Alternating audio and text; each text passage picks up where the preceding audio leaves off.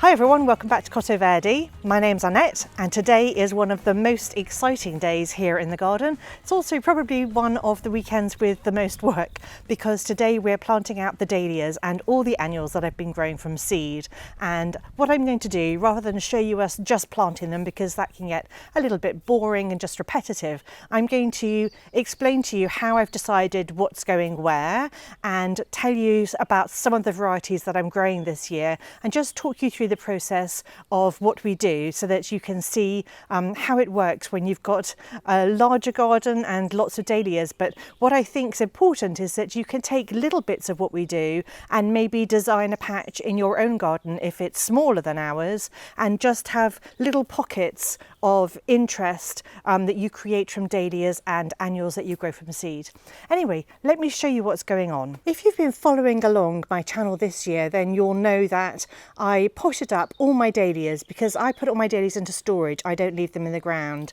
And so these are dahlias that have come out of storage, but also new dahlias. Now, what I do to make my life a little bit more simple is I arrange everything in alphabetical order. So I've got a load of dahlias arranged in rows here in alphabetical order. So you can see some, I've got a lot more. These ones on the lower step here are all individual dahlias where I only have one of each. So I'm sort of starting A here and it goes down to M over here. And then this step up here starts with N at this end and they're all going that way, ending in W over there.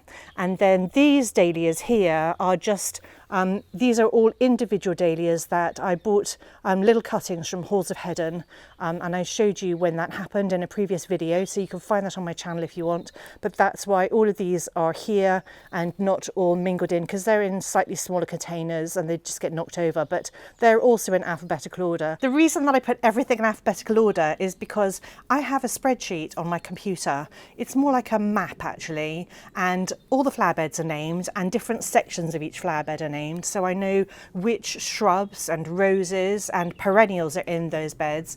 And then I sort of have a colour scheme where I match dahlias up. So I've got pictures of the dahlias and how high they grow and the flower size, and I match those up with what's currently in the bed. So I have sort of maybe a pastel theme and a brighter theme and a more sort of apricot and peachy theme, and it just depends really a lot on the roses that are in those particular areas, but also the perennials and the colour of those flowers.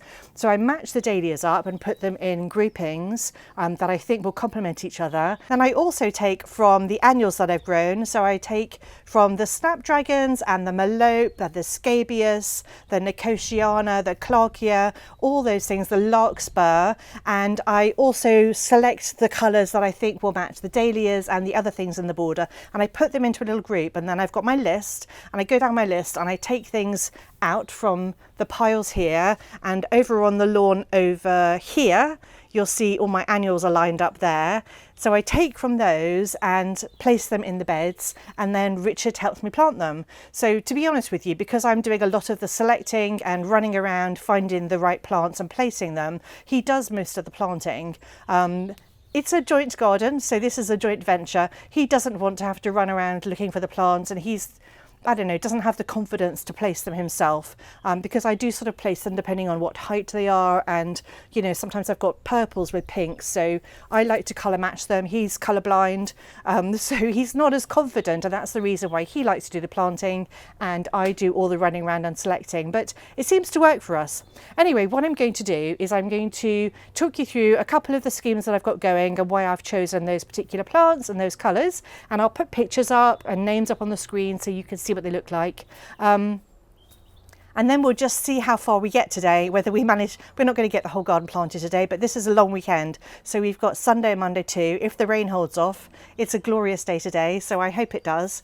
Anyway, let's get cracking. I'll show you what we're doing. So these are all my annuals here, trays and trays galore. In fact, I think there are still more around in the nursery, but this is quite a lot of what I'll need today. So we've got, you know, snapdragons, nicotiana, I can see some clarkia that's already blooming, more nicotiana over there.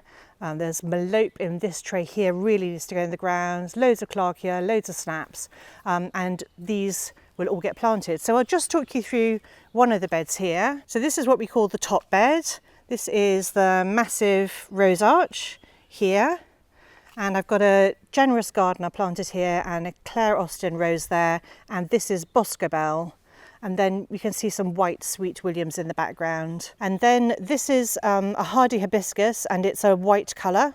And then I've got some phlox here and a lot of Nigella seedlings, which I really enjoy, and we try not to take all of them out. And then just a couple of random ranunculus left over from last year. But this is how I place all the pots. And then Richard comes along and plants them. So I've got like a grouping of snapdragons, and then I've got various different dahlias. I've got a Moor Place, a lovely purple one. I've got Wizard of Oz. So I kind of tend to put the shorter ones at the front so they don't shade the taller ones too much. I've got Melissa and a Mariaki at the back there. I've got a Cafe au lait rose. What else have I got? Blighton Everest. Oh, and I've got Cosmos. I forgot the Cosmos. So I've also got spots for Cosmos. So I've got a Cupcakes Blush Cosmos, and over there I've got, I think that's a white, double click white. But what I'll do is I will put pictures up on the screen so that you can see the different combinations. So I'll put a picture up on the screen that shows you this combination, and then I work further down. So then I've got a combination that goes with the Agnes Quicksilver, and then I've got a combination that goes with the Eustacia Vi roses that I've got there, and then I've got the last combination in this bed are plants that go with the catalpa, which is going to be a tall tree eventually, but it's got a really limey green leaf, and so I've got a combination that goes there. And then what I also do is I've got combinations that go opposite what's in this bed here. So you'll notice that there aren't that many dahlias planted on that side, and that's because it's a more shady side, and I discovered last year that they don't do as well on that side of the bed. So I'll put more sort of perennials on that side of the bed, and eventually this side of the bed will have a lot more perennials, but this side of the bed is an extension this year, so it's new, which is why there aren't any perennials in it at the moment, which gives me the luxury to plant it quite densely with dahlias. So I'm really going to enjoy that. So as I was saying, in this bed over here, which is the top bed, I kind of choose combinations that will match these ones or will complement them and go nicely. And so all the way along this bed over here, I've done exactly the same thing, where I've grouped things into combinations that match. So I'm going to put some of those combinations up on the screen and talk you through them whilst Richard gets planting. So this is the other side of the enormous arch, and I've also positioned some dahlias here. I've left a little bit of space because I've got other things that are going to go in this bed, but you'll see that I've put a dahlia I've put a dahlia in amongst the peonies here because these peonies will eventually just fade once they've bloomed. I've got a couple of buds on them this year, but they were brand new, so I'm not expecting much. And then I've just got a short dahlia here in the corner and just a couple of other dahlias dotted around. And then I planted some snaps earlier on this year, and I think they're just called Bridal Pink. And they are budding up really nicely actually. I wish I'd planted all the other snaps earlier, but it's often easier for me to position the snaps when I know where the dahlias are going.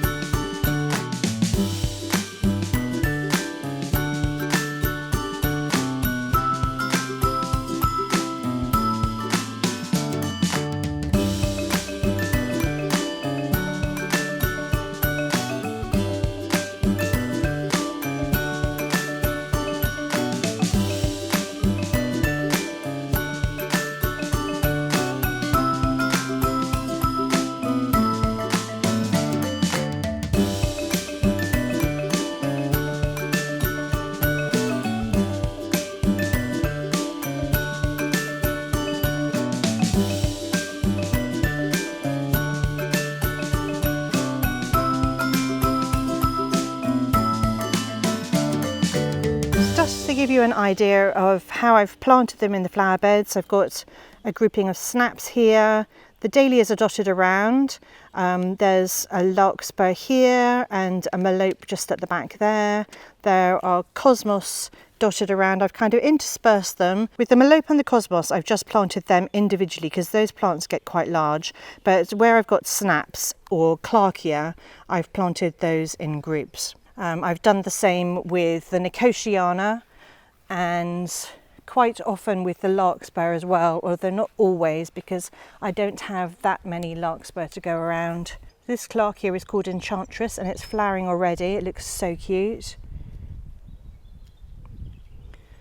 And there's a grouping of 3 nicotiana over there. That's the white nicotiana. And then I have planted, just here I've planted some phlox called Fashionably Early. It's probably a bit late, it might not flower this year, but at least it's in there for next year, so that's a perennial that will stay in. And I've also planted another grouping of it over there. And then here, just on the corner, is I've planted 6 mulla, so they don't get very big, and I think they only get about 45-50 centimetres tall. So I grew those from seed and I'm really excited about those. And then over in this bed, these are phlox creme brulee that I grew from seed. There's a baptisia here called Lemonade, and I think it's going to look really nice with the catalpa, especially as the catalpa gets bigger. You can see Cosmo hiding there. He's been sitting under the plants all day. So this bed is, you know, pretty much the same dahlias mixed in with the annuals that I've grown. This is Gilia that I grew from seed as well. There's some status here, some more nicotiana, that's the glutinosa, that's the orangey one. And then there are some Salvia amistads, but they've been eaten alive by slugs. I'm really hoping that they're going to survive. I'm going to have to try and protect them somehow, but they're looking a little bit ropey, so it's just kind of a stick with a few leaves. And there's another one just over here. That's another Salvia amistad. So I hope they recover. So we've almost finished planting this bed. It has taken a while. Quite a few plants have gone in there. And I have laid out the plants in that far bit of the bed over there, and then we've still got loads to do, but I think it's a really good day's work. Loads of stuff's gone in. I've even stuck a few perennials in there as well. So I hope you've enjoyed what I've done. I've put up the various different combinations on the screen. If you've got any questions, do let me know. And I can't wait to show everybody how this is looking in a few weeks' time. Certainly by August, it should be in its heyday, but hopefully I'll have lots of colour by July as well. I really hope you've enjoyed this video today. If you have, do give it a like, subscribe to my channel if you want to see how my flower beds are looking throughout the summer and the following seasons. And just to say thank you so much for watching. I'll see you all next time.